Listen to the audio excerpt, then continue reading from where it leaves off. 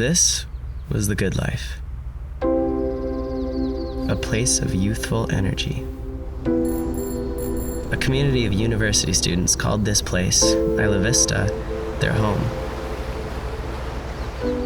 Cozied up to the California coast, the town was nothing flashy, but had so much to offer. On the beach, students surfed and played and drank, or went on walks during weekdays for a study break. Isla Vista was jam-packed with houses and apartments where friends and classmates lived together in a chaotic, wonderful sense of camaraderie, and nobody was ever far from a friendly face. The sky was blue. The air was crisp. The parks had flowers and fruit trees, and many residents even tried their hand at gardening during their time here. In its own understated way, Isla Vista was a paradise. To me, Isla Vista is nothing but a pipe dream.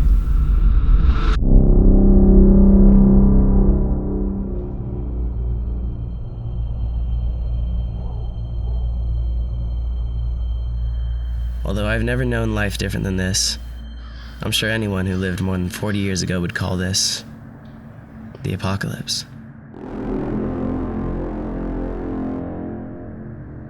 Everything began to change. The camaraderie is gone. We have to worry about ourselves now. If I lived before everything went to shit, I never would have taken any of it for granted. Our oceans are acidic and polluted, full of plastic and chemicals that we used to use to create more fruitful agriculture, ignoring the fact that it was killing everything else. Our skies are muggy, and the weather is completely unpredictable. Once the jet stream shifted, our tools for weather forecasting were rendered useless. Food systems globally have been interrupted for decades, and famine is widespread. It's incredibly hard to farm in huge swaths of land that used to be food baskets of the world. If it wasn't for drought or floods, it was because we farmed and pumped chemicals into the soil until it was completely sterile. Wars blistered across the globe.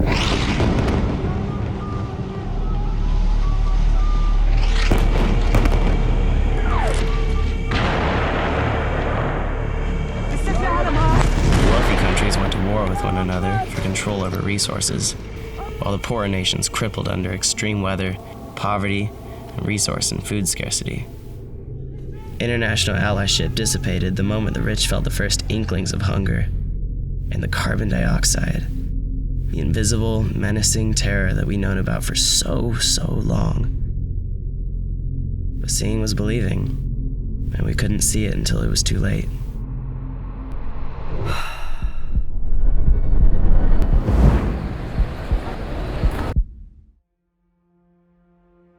In 2021, the scientists were screaming, and the powerful wrote them off as fake.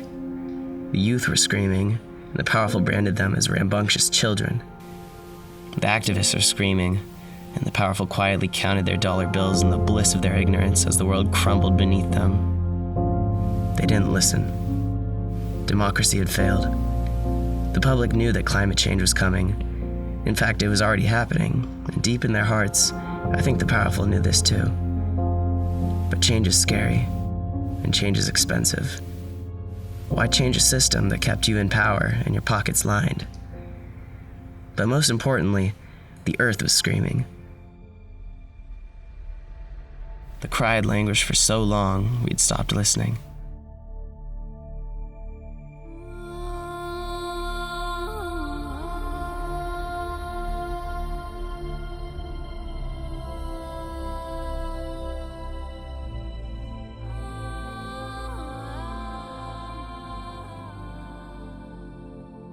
In Isla Vista, a group of students and university faculty saw a future for the town and the world that could avert the crisis. Isla Vista could become Eco-Vista, welcome local but radical change, and be carbon-free.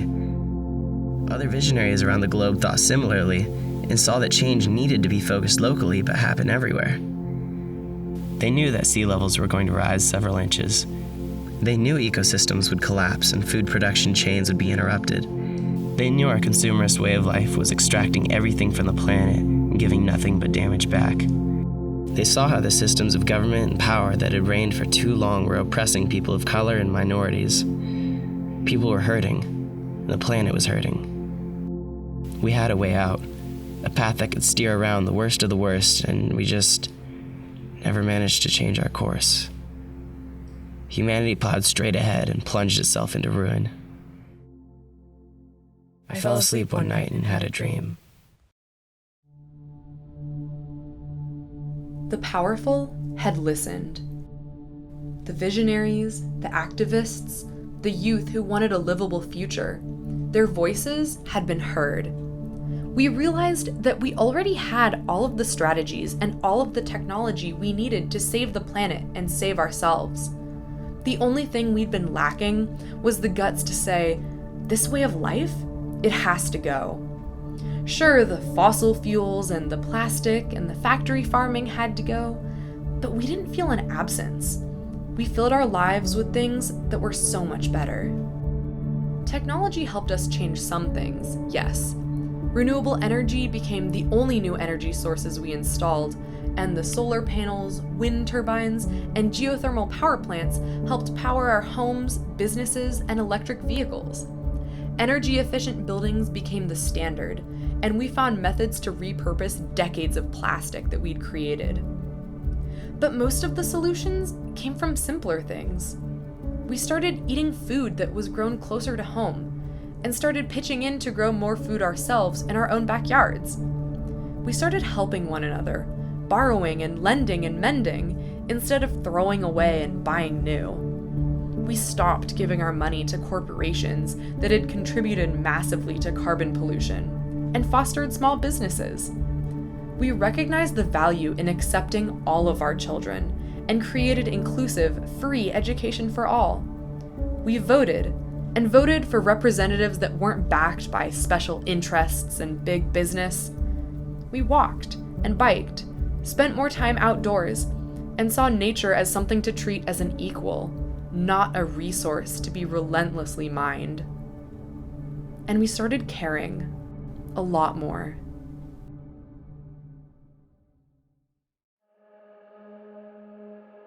This doesn't have to be our future. We need individual change, but more importantly, we need systematic change, much like what Isla Vista championed back in the 2020s. If you're an Isla Vistan in the 2020s, there are so many things you can do to help avoid an apocalyptic future. You can choose alternative forms of transportation, like biking, walking, skating, or public transit. If you do drive, find out if anybody wants to carpool with you. You can choose to cook food at home with locally sourced ingredients instead of getting takeout. The Ivy Food Co-op is an amazing place to get fresh and local produce. You can trade clothes with friends or visit thrift shops instead of supporting the fast fashion industry that harms people and the environment. You can choose to advocate for renewable energy sources in IB, on the UCSB campus, and in the greater Santa Barbara area. One of the most powerful things you can choose is to be a part of the collective action within your community. Isla Vista can become a reality. We just have to set our minds to it, as many of us as possible. Fair rent prices, food for all IB residents, community gardens, a local currency, carbon-free energy, and a truly intersectional town. This can all come true. We just have to motivate, organize, and advocate. Tell your friends, tell UCSB, tell your representatives in local, state, and federal governments. Isla Vista is a vision bursting with potential. We can make it happen. Let's get to work.